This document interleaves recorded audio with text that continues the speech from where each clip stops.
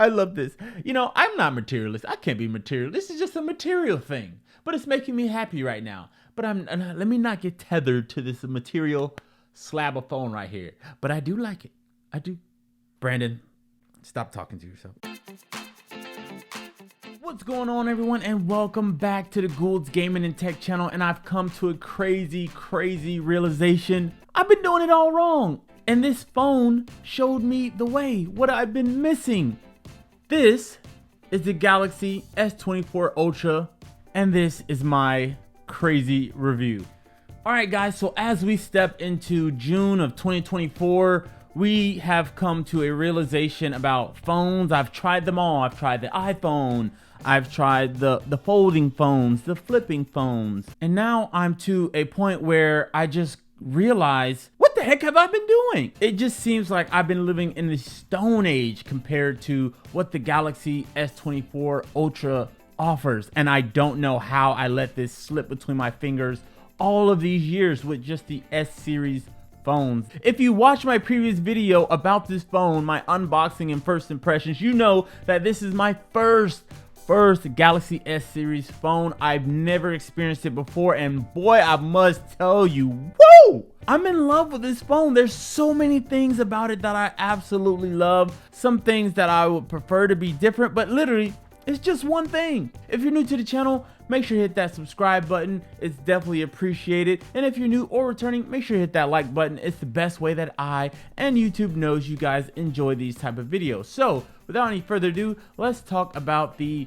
S24 Ultras. It originally launched January 17th of this year, which is 2024. Obviously, the price was about $1,400. Now that is for the 512 gigabyte version. Now, if you want the 256 gig version, that was about $1,300, and if you wanted the 1 terabyte version, that was about $1,600. I don't need all that storage. I just went with what was simple and got the 256 gig version. Now, that was only because they were offering a deal on it. Now, I did not get my phone exclusively through Samsung's website. I got it through Best Buy, and if you look for the phone now, a lot of companies are offering tons of deals between Samsung, Walmart, Best Buy, and whoever else, maybe even your service provider for your cell phone. They might be offering some type of deal. So basically, that's how I ended up with this. If you guys have been following the channel, you know that I did have the Galaxy Z Fold 5, and that phone recently just came out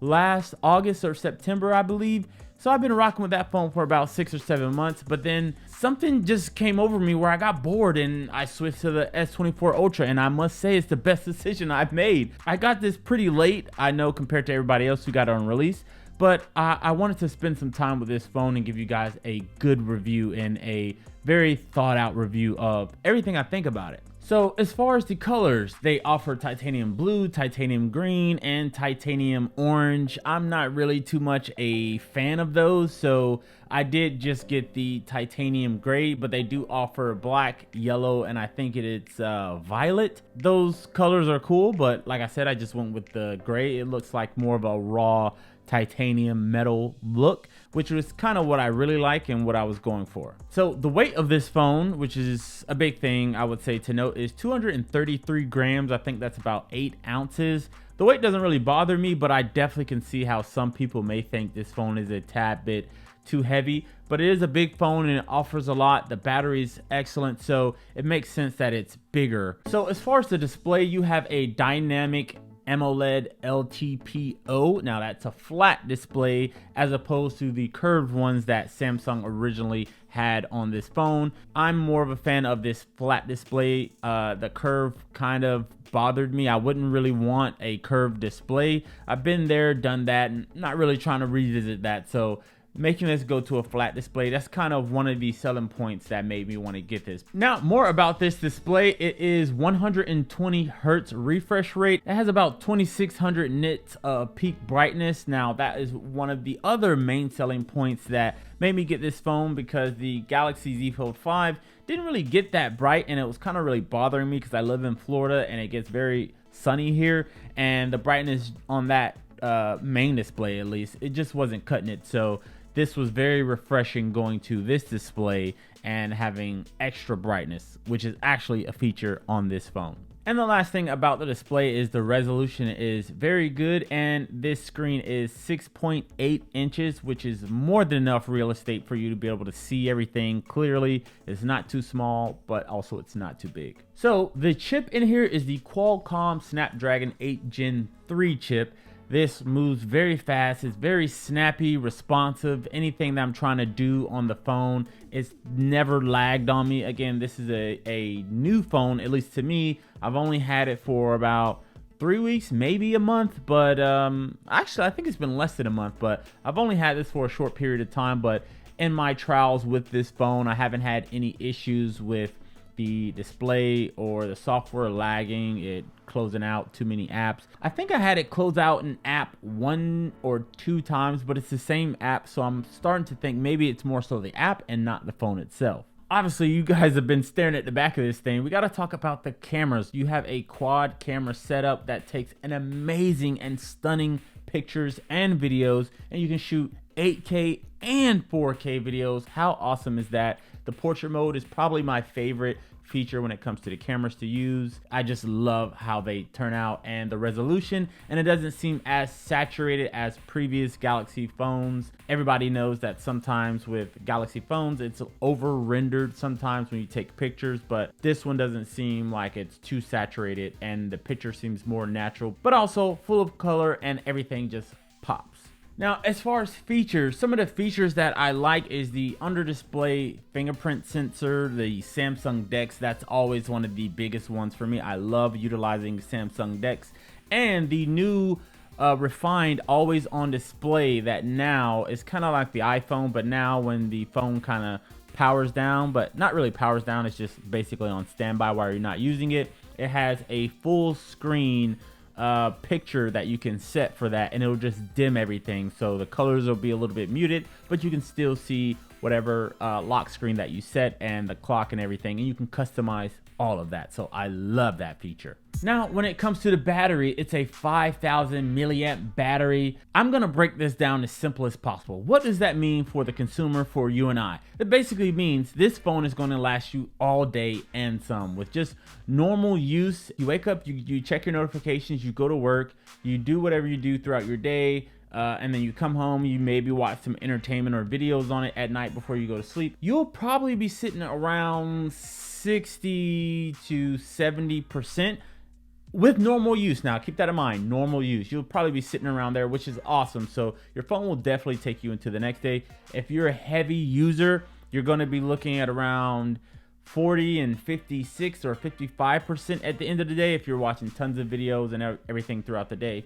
But with all that being said, that's a great percentage to be at the end of the day, which if you're ending the day with 55%, technically you can go the next day and last that whole day. So you pretty much are getting 2 days use out of this phone on a single charge, and with a bigger battery brings on more heat usually. That's kind of what we can chalk that up to. But I will say overall, I don't know if it's the titanium build, but this thing stays pretty cool. I don't really feel it being warmer to the touch when I'm handling it, when I'm watching tons of videos, editing, whatever the case is. This phone stays pretty cool, which is a major plus for me. I'm guessing it's just a titanium build, but it feels great. It stays cool. I don't have any issues. So the speakers on here, they're pretty loud. I won't say they're the best on a phone, but they're pretty loud enough where I'm not noticing any issues with it or any drop off as far as quality from one phone to the next. I know there's some features that can make your audio a little bit louder, but I don't tend to use those. I don't want to damage my eardrums. Now, the S Pen storage, that was one of my biggest gripes about the Galaxy Z Fold 5 or just the Galaxy Fold phones in general. You got an S Pen, but you can't store it anywhere. Well, that's not the issue with this phone. You can store this right inside of this phone. You don't need to store it on a case or anything like that, and that is a big useful thing for me because it makes me want to utilize the S Pen more because it's quickly accessible, and any case that I put on it, I know that my S Pen is always there. As far as the note features, I'm not really finding myself writing notes with the S Pen. Whether you want to believe it or not, it's a lot quicker to just type it just regular instead of writing it out. Even if it translates it into regular text, it's just a lot quicker to type. All right, so as far as the Face ID, this kind of goes in tandem with the under display fingerprint sensor. I actually like Face ID on this a lot more than the fingerprint sensor. I know that's not the most popular opinion because a lot of people say the fingerprint sensor is very quick and snappy, which it is, but I found a lot of the times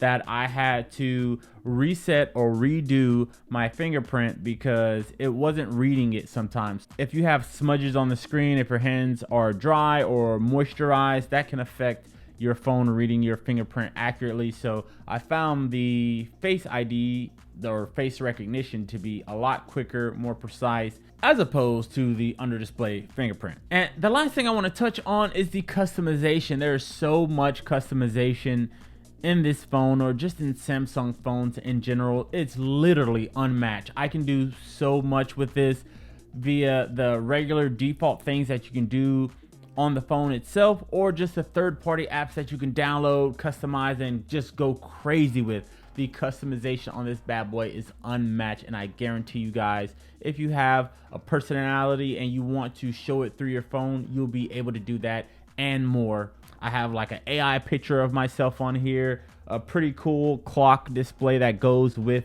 this wallpaper, third-party KWGT date and time on here, widgets for Google, the internet, I mean everything, my shortcuts, notes.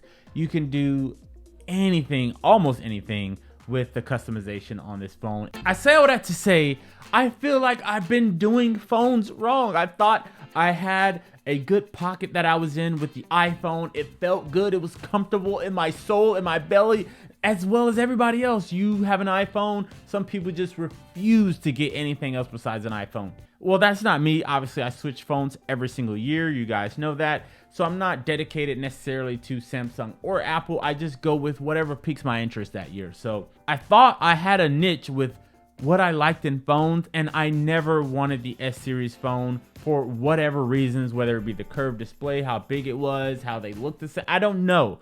But now that I have this phone, and this is my first time experiencing it, I don't know how I could ever go back to something else. And I know that's kind of an extreme take, and it probably is because I'm gonna get a new phone next year or whatever the case is. But I can tell you for sure, I'm gonna cover the iPhone 16 this year when it comes out, and also the Galaxy Z Fold 6 and maybe the Flip 6.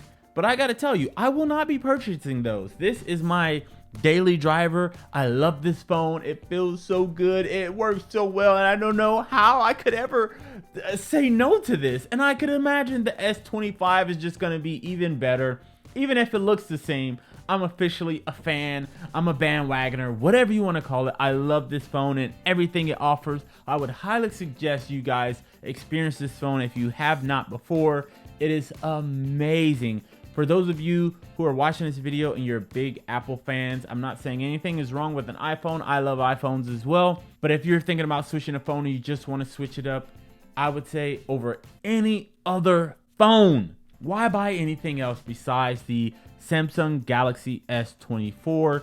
I would recommend the Ultra because that's the one I have and that's what I have experience with. And as far as 2024, the S24 Ultra is the way to go. I've just been doing it all wrong all these years. Let me know what you guys think down in the comments below. I really appreciate your feedback, and I will definitely check those comments out. I love this. You know, I'm not materialist. I can't be material. This is just a material thing, but it's making me happy right now. But let me not get tethered to this material slab of phone right here. But I do like it. I do. Brandon, stop talking to yourself. Anyways, thank you guys for tuning in. I will see you in the next one. Peace.